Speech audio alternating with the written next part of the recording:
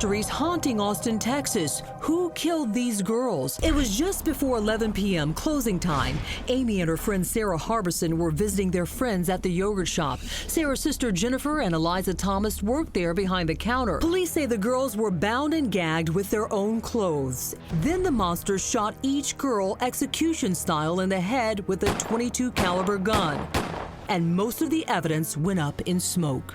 Initially, when the police officers spotted smoke and the firefighters were called in, it was thought to be a kitchen fire at a chain establishment. However, after hundreds of gallons of water were used to douse the 3-alarm blaze, 2 firefighters stumbled upon a horrific scene.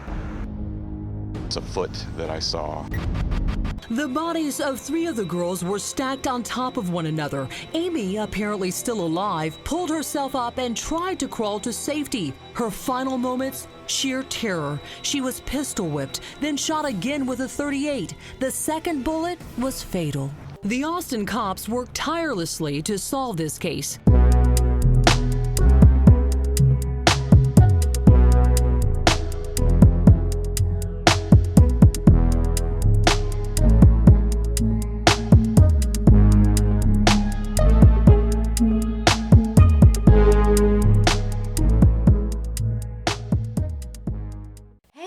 It's Sully and Jones, and this is our very first episode to kick off Kitchen Table Research. So we are going to tell you a little bit about ourselves and our background and how this podcast came to be.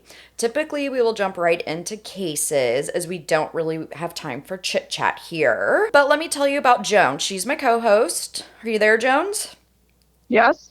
All right. She is a nurse practitioner and has a specialty in adolescents with psychological issues, abuse and trauma, eating disorders, and other abnormal behavior in adolescents. Jones also led a statewide suicide prevention program for teens. She says, quote, "I have followed interesting cases for 50 years. I am a mental health nurse practitioner and am interested in people's behavior and psychopathy.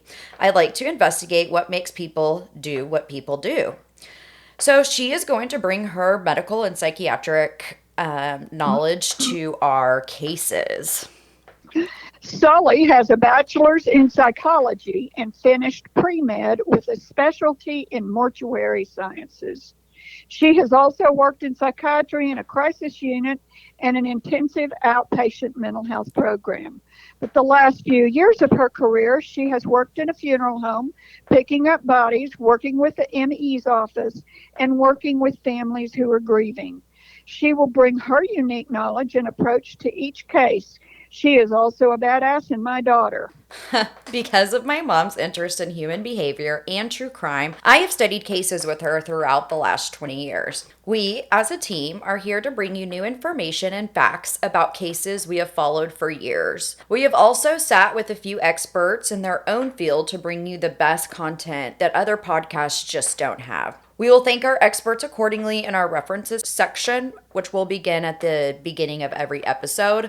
And I do want to let you guys know we do put together a pretty big reference section just because both of us are used to writing in a professional style writing. And so we're used to quoting things. And so we'd rather be overquoted and use more references than not acknowledge other people's work. So at Kitchen Table Research, we do the research so you don't have to. We have put together an extensive library of evidence on our Instagram page as well. So go visit us at kitchen.table.research, and each case will have its own story saved under our bio. Click the circle. For instance, today you're going to click yogurt shop for this episode and the next episode, and pictures will play in order of how we present the story. To read comments or look at pictures for longer, hold a finger down over the picture or you can screenshot them. Every episode has its own circle. I know not everyone is an Instagram expert, so if you have any questions or would like to reach out to us, do that through our email, which is kitchen.table.research@gmail.com. You can follow us as we put the clues together. But if you're listening at work or driving, don't worry, you don't need our Instagram to get the full story.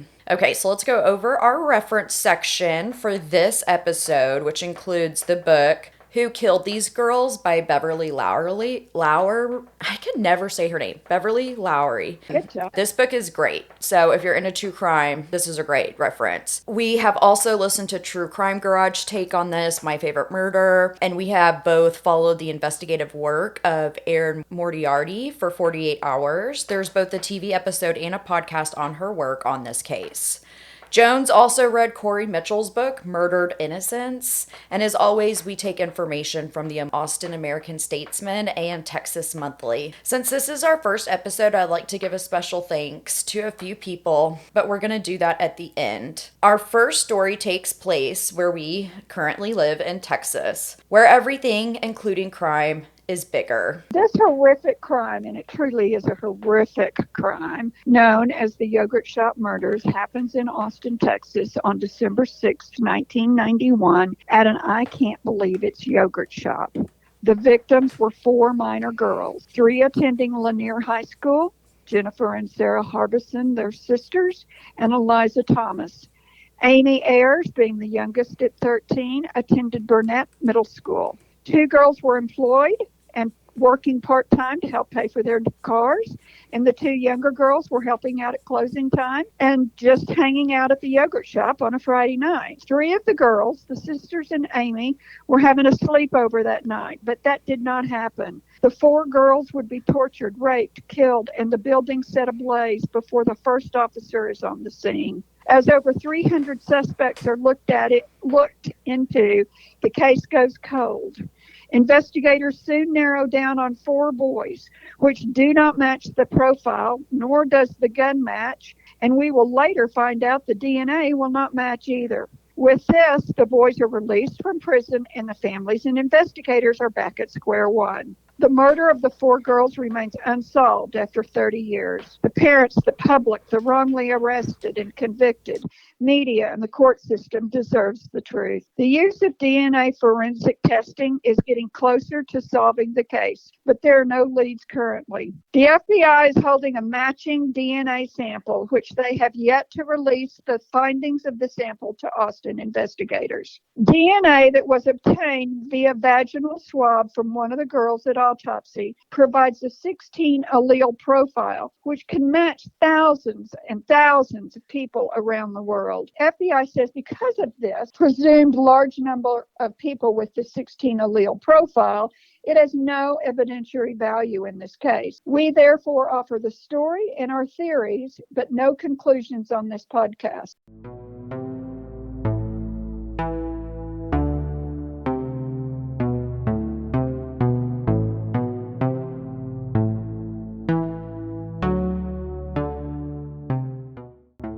Jennifer and Sarah Harbison are biologic sisters.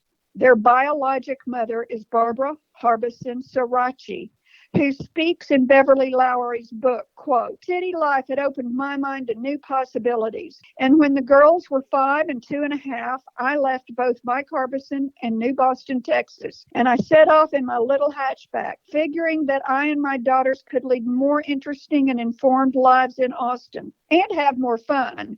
The sister's biologic father is Mike Harbison. Jennifer is the older sister. She's a petite girl, weighs 86 pounds, and is 5 foot tall. She is involved in Future Farmers of America and runs track for Lanier High School. Her boyfriend is Sammy Buchanan, also a senior at LHS, and the couple has plans to attend college and to marry after graduation. The boyfriend and girlfriend have traded their senior rings. So that night, Jennifer is wearing Sammy's Lanier High School ring.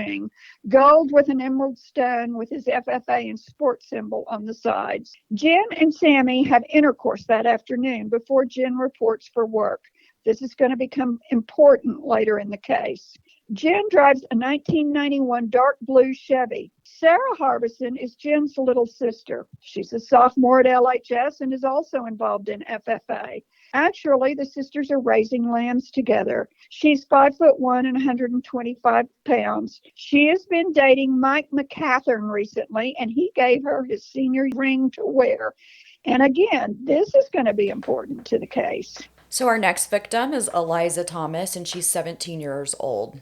She has dark hair with brown eyes. Her biological mother is Maria Thomas. She is divorced from her father, James, who has remarried another woman. Eliza is a lover of animals and wants to attend Texas A&M and ultimately become a vet or a model. Her mother was very into fashion, being from Spain, and so Eliza was also interested in fashions. Eliza is also a part of FFA and is raising a pig. Eliza has a 13-year-old sister who's named Sonora, and they are very close. Sonora would often ride her bike to go see her big sister at work. Eliza drives a green Carmen Ghia. She is mechanically inclined and wants car parts for Christmas.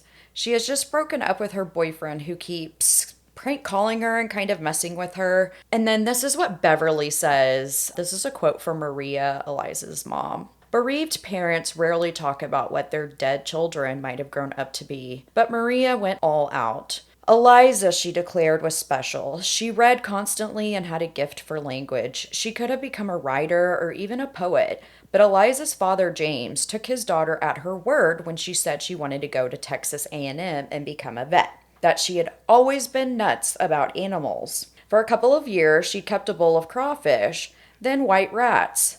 James Thomas thought FFA was the best thing that had ever happened to Eliza, end quote. And finally, the youngest victim, her name is Amy Ayers. She's 13 years old and the youngest of the four women. She is through and through cowgirl. She dresses in jeans, Western shirts, and often wears a cowboy hat. She is in the 8th grade and has been allowed to join FFA as a junior member. Amy also wants to be a vet, like some of the other girls we've talked about.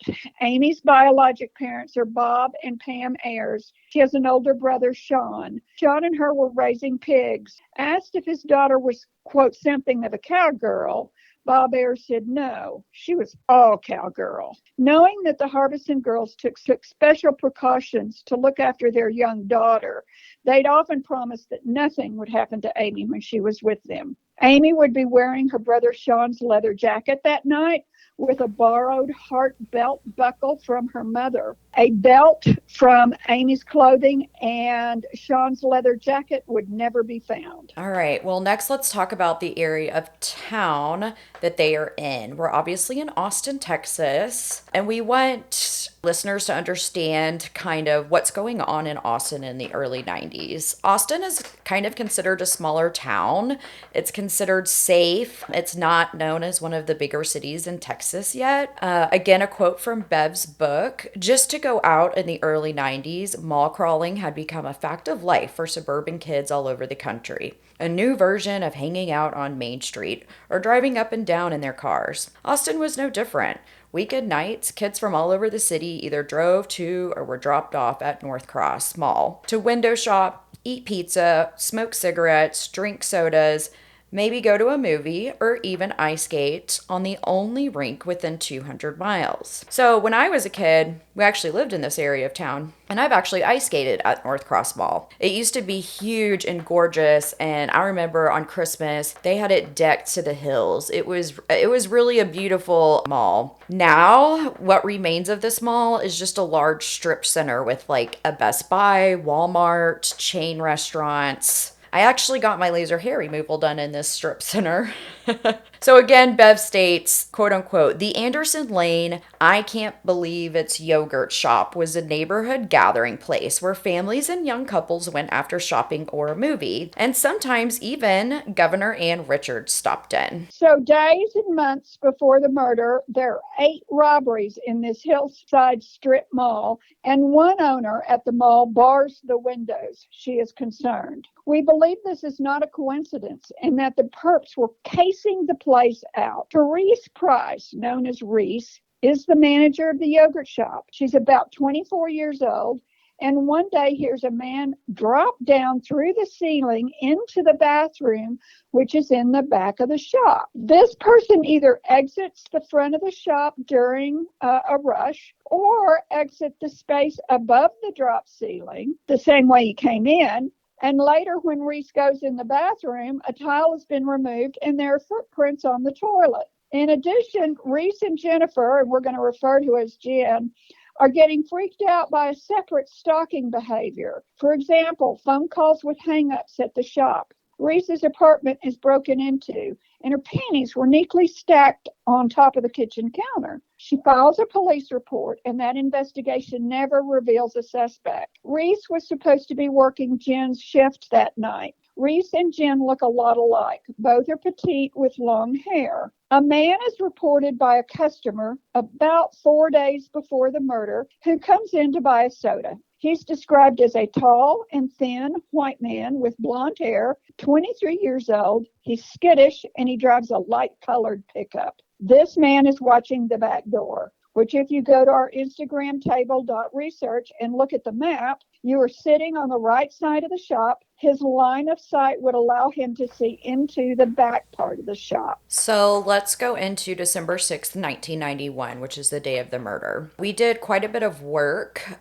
combining resources to make this timeline. So this is actually our timeline. So let's start at 7 p.m. to the 8 p.m. hour. Eliza's going to work that hour alone. Her green Carmen Ghia will still be in the parking lot when police arrive. Quote, around this same time, Jorge Barney was closing the party house for the night. He'd owned the store, previously called the Party Pig, for only 3 months and was working late in anticipation of the Christmas season. He already had a Santa Claus on his roof, complete with sleighs and reindeer. He then walked 3 stores down to Mr. Gaddy's for some takeout. Barney's office was in the back of the store, near the wall he shared with the yoga shops.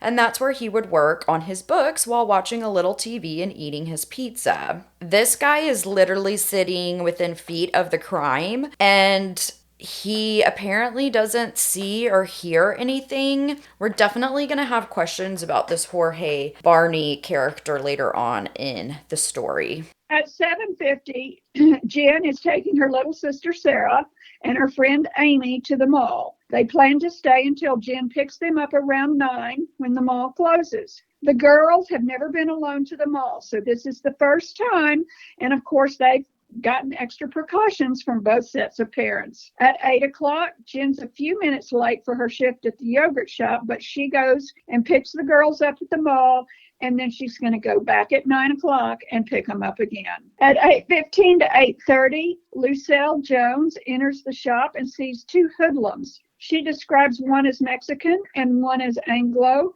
and states they do not belong in this neighborhood. She says there is something between them on the set table. Originally, Lucille states it's coins, but later in testimony, years later, she states it was bullets. Lucille says she is so weirded out, she is thinking about calling the girls' parents. Lucille, come on, let's don't start the racist stuff this early in 1990. Lucille pays for her yogurt with a check for $2 and something cents. So I believe she's going to have to be our colloquial Karen in this case. We have one in every case. Her check will be found by investigators under the cash register. However, these 2 hoodlums never come forward on the case. We don't think they were a part of this crime, and there could be several reasons for them not coming forward. First, being that the police wanted to arrest teenage boys for this crime. Or secondly, they could be illegal Hispanic who had crossed the border and not have any paperwork. At 9 p.m., Jen leaves the yogurt shop to go pick up the younger girls. They drive back to the strip center, and in the same shopping center, there's a Mr. Gaddy's, which is a pizza place. It closes at 10.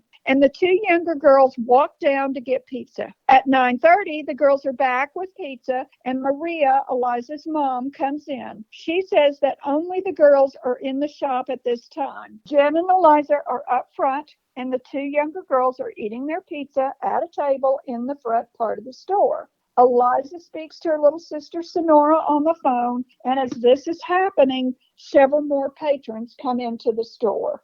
At 9:45, Jen takes a phone call from her boyfriend, Sammy. It is thought the 2 younger girls are now in the back of the shop doing duties. Sarah and Amy had agreed to help with restocking and nightly closing duties in return for her sister taking them to the mall. And then 3 girls, excluding Eliza, were to have a sleepover that night. The pizza box is found on a table in the back during the police investigation, and it is marked on your map. So again, we've gone through this timeline so many times trying to figure out who might have seen who might have talked to who, or who would have been a witness to something. Starting at this point in the timeline, the times are so close that we really tried to break it down almost minute by minute. So, obviously, this is where the story is going to unfortunately change. A man who we are going to refer to as Army Man because he's wearing a fatigue jacket arrives at the store at 9:47. He is a suspect in this case. He approaches the counter, and we know that Maria is still there, meaning that Maria would have seen her daughter's killer. In the next hour, several patrons come in because the movies have just gotten out, and we'll discuss these patrons as they come in. The reason that we know that Maria sees Army Man is because a third man by the name of Daryl Croft comes in a minute later. He's a frequent flyer at the yogurt shop and he knows Maria, and they have a quick conversation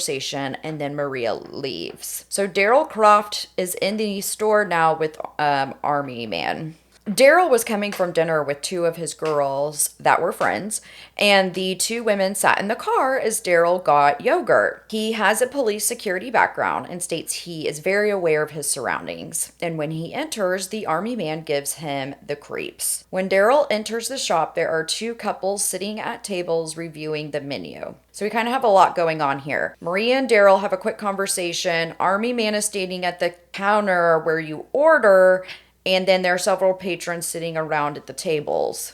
So Army Man is standing in front of Daryl in line and asks about the lights on his vehicle and if Daryl is a cop. Daryl responds, "No, I work in security." Army Man tells Daryl to order in front of him, and Daryl says no. So Army Man asks for a 7-Up. Eliza, who's helping the men, say, "We don't have 7-Up, we only have Sprite." And so Army Man gets his Sprite and goes to the back part of the shop where the restroom is located. Daryl asks Eliza where he is going, and she responds, "There's a bathroom back there." Daryl orders and stalls for about 5 minutes because he really wants to see this Army Man leave. But unfortunately, Daryl leaves without seeing this man leaves. And actually, Daryl is so concerned that he forgets his yogurt. And so Eliza yells back, "Daryl, you forgot your yogurt." He walks back up to the counter and then he leaves. And again, he still does not see this Army Man leave.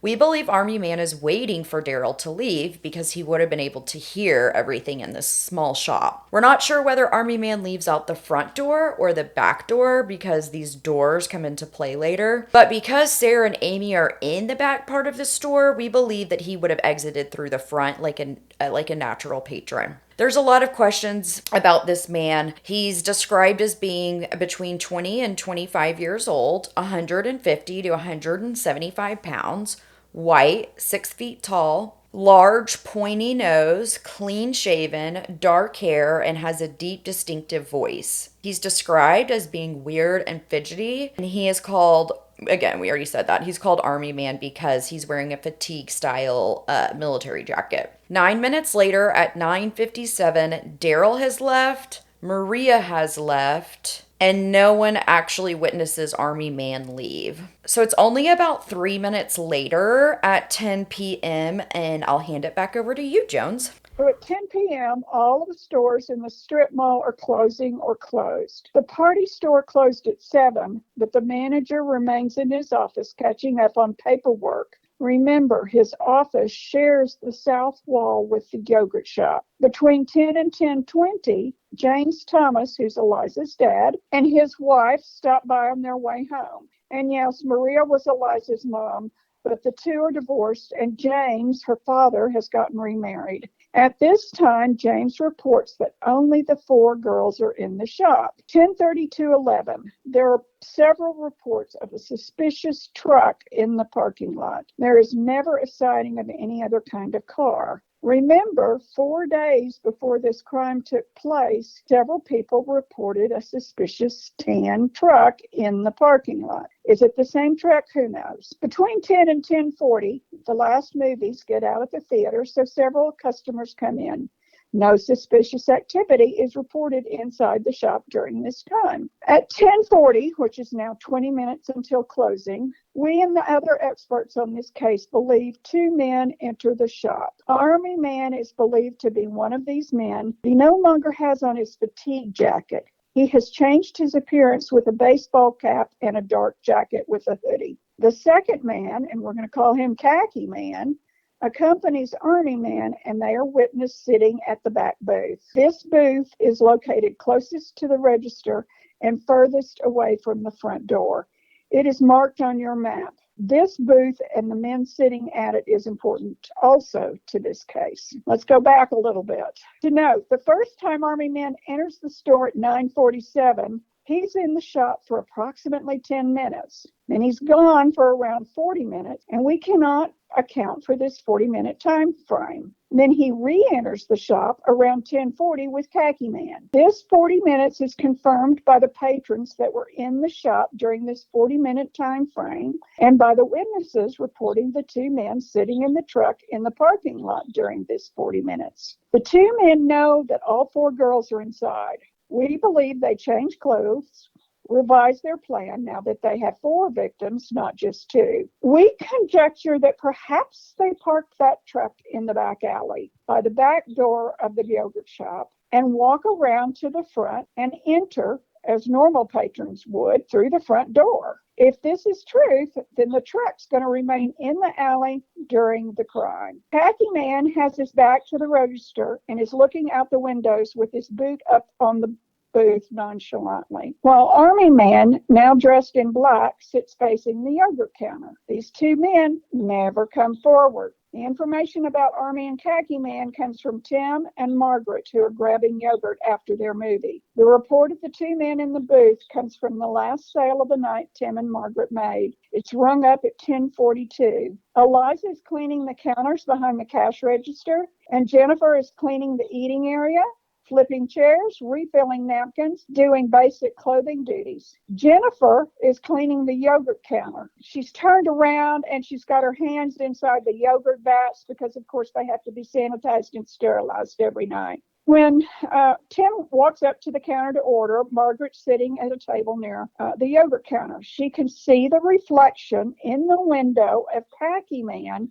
who is facing the windows. Margaret describes him in his reflection as a large man, both in black hoodies. She states they are odd and their table is empty. Neither have placed an order. Margaret gives this description of Khaki Man: large, bald, thick neck, padded jacket, dumb, bulky, scary. An Army Man is shaggy, straight hair, wearing tinted glasses, wearing jeans and lace-up boots. His face is dark because they both have on hats under their hoodies, which are pulled up over their ball cap. Tim and Margaret decide to take their order to go at 10:47. At 10:50, witnesses see Jennifer flip the close sign and put the key in the front door. So these two men are still going to be inside when Jennifer puts the key in the door. So this is where, because it's a 30-year-old crime and we know more after people go to trial and testimonies come out and new experts look at the case, we're going to put together our theory. So basically, this is a 40-minute crime between the time that Jennifer puts the key in the door and by the time the fire is set at the end, it will have been 40 minutes, which is very quick when you have 2 men and 4 women in the back of this small area. I'm going to place a trigger warning here. Honestly, all of our episodes, we're going to get really into some pretty graphic stuff, and we don't feel as if we are disrespecting our victims because we want people to understand truly what victims go through. If you have a sexual assault, rape, trigger warning, this might not be the best podcast overall for you because that's basically what all of our stories are based around. Okay, so let's get back to this crime. At 11:03, the no sale key is hit. This is believed to be the start of the quote, robbery. Jen is on a ladder cleaning out the yogurt machines, as we had stated, with her back to the dining area. Eliza is closing out the register and cleaning the main counter up front. Our theory is that one of these men sitting in the left booth walks up to the counter around 11:02 and asks for a cup of ice with a can of Coke. This cup of ice and Coke, which were never poured together, are going to be found by the Austin Fire Department. The ice will still be frozen when the officers get there. That's how fast this crime happens. So Eliza gets the Coke and bends down to fill the cup with ice under the counter. Jen's busy, so neither women really have their sights set on these two guys. When Eliza stands up, we believe she has a gun pointed at her head, and he asks for the money out of the register. So Eliza, we think most likely removed the till, and that Jen is forced down from the ladder at gunpoint, and both girls are escorted from the front of the store to the back of the store. In the back, Amy and Sarah are cleaning.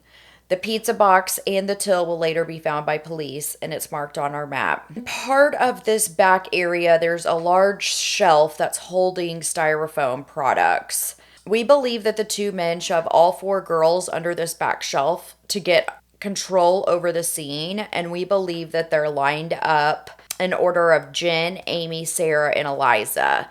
And we believe that at gunpoint, they are told to strip down because their clothes are not torn or tousled. They're actually neatly folded into a stack, besides some of their undergarments, which will be used to bound and gag them. Other clothing not used in the girls' binds are neatly folded into a stack. Sarah will slide her boyfriend Mike McCathern's ring in the pile of clothing.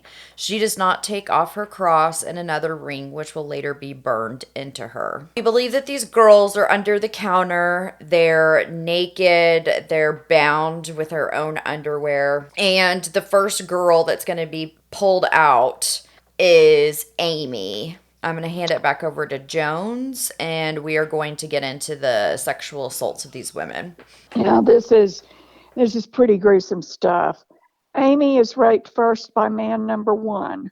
We don't know which man, Army or Khaki man, is the first donator of sperm.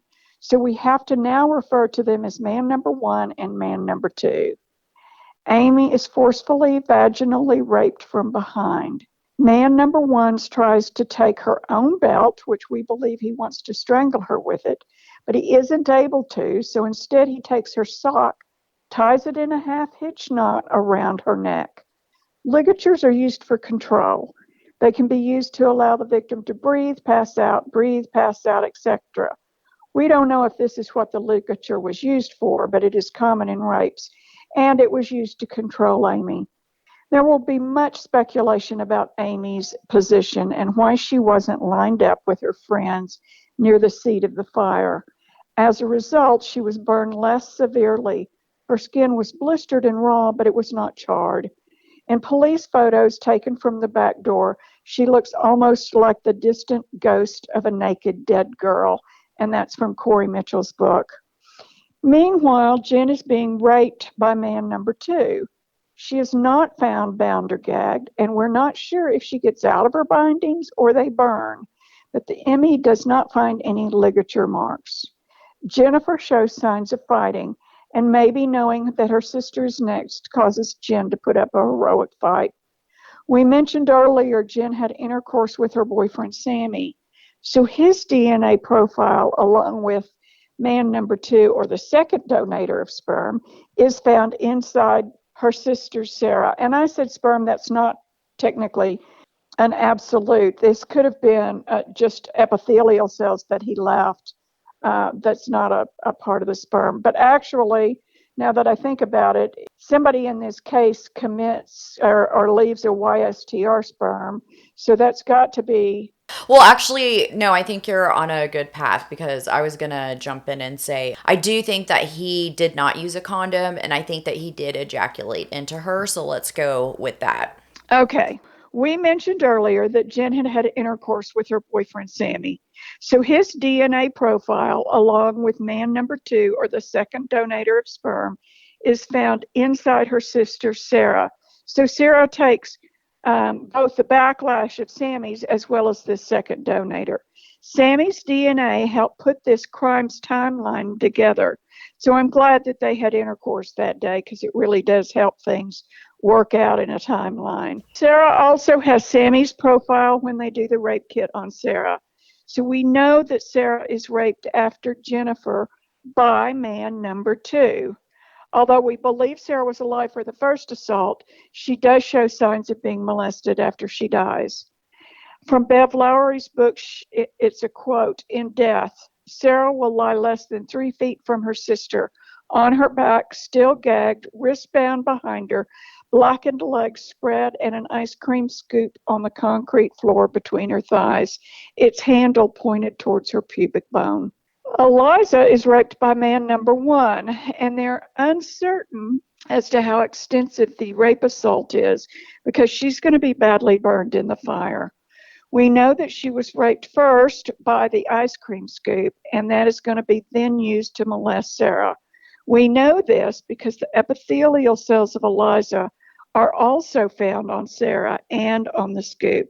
Epithelial cells are skin cells, mouth cells, vaginal cells, basically any skin cells that are naturally sloughed off. The ice cream scoop will be placed between Sarah's legs. She is splayed out, and the scoop is specifically placed for police to find. After being forced to strip, Eliza places her run over, shabby looking white Reeboks alongside Jennifer's black pair in a neat pile against the wall next to the steel back doors. Eliza will be found lying spread eagle on the top of Sarah, placed there by the killers. The skin of her athletic young legs split apart by the radiant heat of of the sweeping flames. Bound, gagged, and like Jennifer, she's burned bald and faceless. In years to come, Maria Thomas refers to December 6, 1991 as the night they burned up my daughter. We know that after the girls are raped, that they are lined up on their knees, execution style, with their arms pulled behind their back, and the men tell them to put their foreheads to the ground. We know this because of the bullet angles at autopsy. All four are shot in the back of the head with a .22. .22s are not usually fatal guns, but at point blank, the bullet enters the brain, rattles around because it really doesn't have the force to exit. The bullets are found inside three girls' brains at autopsy. The men believe that all four girls are dead and decide for whatever reason they're going to stack the bodies, which you see on our map. The first is Sarah on the bottom of the stack, Eliza, then Jen, and we believe Amy is on top of the stack. The men then light a fire. Because the girls were bound, you can tell that the men pull them by the elbow to move them a few feet into the pile. Eliza is also pulled onto the stack similarly by the elbow as her hands are found bound. And we know Jen is not bound because one arm is behind her backbone and one is pulled out and she has no ligature marks. I want to jump in real fast and do you know how hard it is to flip over and move a dead body? I wonder why they go to all this work if they're trying to make it such a quick crime. I wonder why they stack the bodies. I don't know. Do you think that they are just thinking that the fire will do more damage if they're all in one area? Well, it means that you can set a fire in a smaller area if the girls are in that smaller area. So perhaps that's the reason that the perpetrators decided that that was a good idea, because with the bodies spread out, so there's three bodies in the stack, and then Amy rolls off the stack. And would they have had to then have gone over and set Amy on fire and this? I don't know. Is it just too much work, or is it easier to just pull them into the stack? Yeah, I don't know. It just seems like a lot of work. It's very fortunate that Amy was on top because if she wasn't, she might not have been able to get out from underneath those bodies. True. So, okay. The last girl's Amy, but Amy's not dead yet. She must have moved her head, and the .22 grazed the side of her cheek. The .22 bullet exits and is going to be found at the scene. If you look at our map, blood splatter is found on the office wall. It's believed to be Amy's, whose exit wound would have produced splatter in that direction. However, the blood's not tested by forensic investigators. The other three girls would not have produced spatter because there is no exit wound.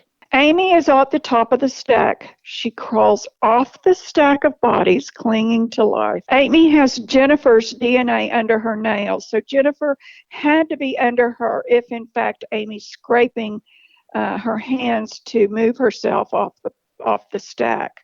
She goes along the ground and the wall, moving towards the direction of the front of the store. Handprints and blood are found along the baseboard. Again, we can't confirm it's Amy's blood, but she's the only girl to be found in the middle of the back room, not in the stack in the corner with the other girls. We have a pretty good idea of what happens to Amy next. Okay, so the men notice that Amy is not dead, and one picks up Amy, and he kind of, I believe he like shoves his arms underneath her arms and like just picks her up into a standing position. And he puts his 38 against the back of her head, and she's shot execution style, falling into a supine position or face up, and that's how she'll be found. The bullet is headed in the direction of the sink by the bathroom, according to blood splatter. So all the blood splatter would be found on along this one wall. But again, we had stated that it was never tested. The 380 bullet is found inside Amy's skull at autopsy, and the casing is found underneath her in a drain. This would have killed Amy immediately. Some theorists of this case have thought maybe if fire and rescue would have gotten there sooner, or this or that they would have found Amy alive, but she's shot before the men set the fire. After being shot with the 22 and then the 380 into the skull, she was probably dead fairly quickly. So the fire is then started on the shelf that the girls were originally placed under, and it is stocked again with styrofoam. We believe that as one man was starting the fire, the other is trying to pry the back door open. But it will take years before anyone notices the tool marks on the side of the door. So we're going to get into this. It might not be until the second episode. Years and years later, 10 years later, these kids are going to go on trial for this crime. And so a forensic analysis looks through the photos, and he finds a bunch of stuff that was missed in the original investigation. And so he's the one that notices the tool marks on the door. And I think I stated earlier that we have a lot of questions about the door. I can't find a picture of it. And so we're wondering if the back door was pried open from the front or from the inside or from the outside. Because in our theory, the 3-man theory, if there's a man sitting in the truck, is he trying to get the door open from the outside, or is the second man inside trying to get the door open from the inside? That's a question we just really cannot find the answer to. Anyways, it seems like both men inside are busy though. One is starting the fire and the other is planning their escape. We also did a lot of research into styrofoam, which is a highly flammable substance. It smells sweet and it burns like napalm. It has been argued that accelerant was used and that accelerant was not used. However, at the scene, the bodies never got swabbed for accelerant. They never tested for accelerant at the scene. But Austin Fire Department says it didn't smell of accelerant, nor was there accelerant burn patterns left. We believe that the styrofoam was enough to cause this fire. The fire burned quickly, but also stayed contained to the back. So again, maybe that answers that question as to why they want them contained, is because they know the styrofoam burns hot, but it's really not going to cause a large fire, because once it burns up, it's kind of gone. Like we were saying, it turns into this napalm liquid, kind of molten lava-like substance, and it will burn anything in its path. Not only were they set on fire with the styrofoam, but bottles of chocolate, caramel, and other toppings were also poured into the girls' wounds. We believe this was to maybe try and cover up evidence and also send a message to the police department. We are unsure. So they say the wounds. And so are we talking about that they put these substances in their head wounds? Or are we talking about that? I mean, they use the ice cream scoop. So I'm wondering if these toppings were actually placed in their vagina. Again, that's information that we just can't find, but that is one of our theories. The same conclusion can be made about, again, the ice cream scoop that was placed, and 2 girls were molested or raped by that ice cream scoop. Okay, so to sum up what has just transpired in the last 40 minutes, the girls were robbed, held at gunpoint, stripped naked, raped, assaulted, killed, flipped over, facing up, stacked. The fire is lit. and the men are out of the building. A beat cop on patrol almost immediately sees the smoke coming from the yogurt shop in the strip center. He radios for the Austin Fire Department and assumes it's a kitchen fire, and he admits he didn't think anyone was inside. But fortunately, this police officer did see the smoke pretty quickly. AFD takes 6 minutes to arrive. It should have taken 4, but they took a wrong turn. And again, some people argue if they would have made it in 4 minutes, would Amy have still been alive? But we don't believe that. The investigators think the fire was set at 11:42. At 11:47, police would be on the scene, and Jen's watch stops from the fire at 11:48. So these men had 5 or less minutes to set this fire and get out of the area. Remember, we believe the truck is in the alley, and as they drive into the night, we are sure they must have heard the sirens. So that is the end of our episode for today. I do, like I said, want to thank some people just in this first episode that have helped us start this podcast. So I'd like to give a special thanks to my husband, who taught me how to use all of my equipment and do editing. He sometimes does original music beats and edits in his original music. So I'll tag his Instagram into ours so that if you guys ever want beats, he's an excellent producer. My sister-in-law, Johnson, not to be confused with Jones, who's my mom, she also helps me with research and writing. She has a psychology background, and she is also currently studying criminal justice. So she's a great resource for us. Charlie Stevenson has also done music for us. I can link his music as well. My best friend of 15 years did the episode art and our kitchen table research logo. So we want to thank her. And we want to thank everyone who has listened to us talk about rape and murder for over a year. Our husbands have helped us with gun knowledge. Another one of my friends is a paralegal, and she's helped us with a lot of legal jargon when we start getting into some more of our trial cases. Thanks to everyone who made this happen for me and Jones. We really appreciate it. We really appreciate presenting this information to you guys. And we hope you guys like our podcast, and we hope you guys stay tuned for episode 2, which you can go ahead and binge now. So we want you guys to have a great day. Jones? I don't really have a whole lot to say. I do have a couple of comments about the story from tonight. One is that your conjecture is that one of the guys picked up Amy under the armpits, facing her. No, he would have had to have been in the back of her to shoot. But I also don't know how you can put your arms under somebody's armpits and manage to get a .380 bullet in them. So I don't know whether that's the way it happened or not. I just wonder about that. I see Amy is laying down. It sounds like she's maybe army crawling because she's leaving her handprints along the baseboard. Amy's crawling, and this guy comes along, and like you said, from the back, he scoops her up and basically lifts her to where she's forced to stand. And at that point, I believe, is when he draws his gun. And we are going to go over several questions and theories at the end of our second episode.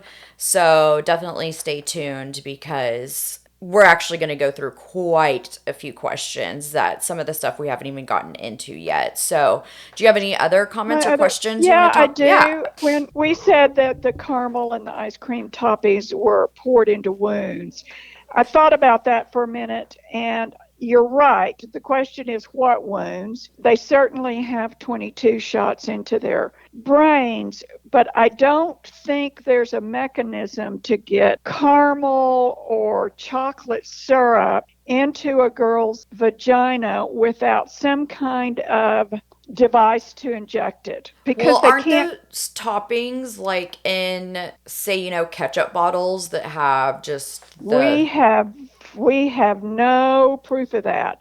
Yeah, no, we don't. This is our conjecture. I always thought they were in big buckets, like the girls, they might have refilled them at the counter into smaller bottles, but in the back they would have been bigger buckets of things. actually, speaking of that, I believe that the lights and everything are still on in the front of the store as far as we They know. And the fire department gets there. And so I'm guessing that these men do not want to go into the front of the store because a witness would easily be able to see them if the lights are still on, yet the Right. store is supposed to be closed. Right. And we do have actually a lot of witnesses and a lot of traffic through that area. I'm surprised they got away, but when the first officer arrives and he's thinking this is, just a kitchen fire, they have no idea that there are bodies inside. And Right. he doesn't even know if he should be looking for perpetrators fleeing a crime scene. Right. So we will kind of talk about how they flee. Another one of our cases in Las Cruces that is very similar to this, we talk about the same thing, the getaway. Right. Right. What else? I don't have anything else. Let's go ahead and end this. Okay, well, thank you guys for listening. Thanks for tuning in. Stay tuned in for part 2, and we will see you guys in a minute. Thanks. Bye. Bye.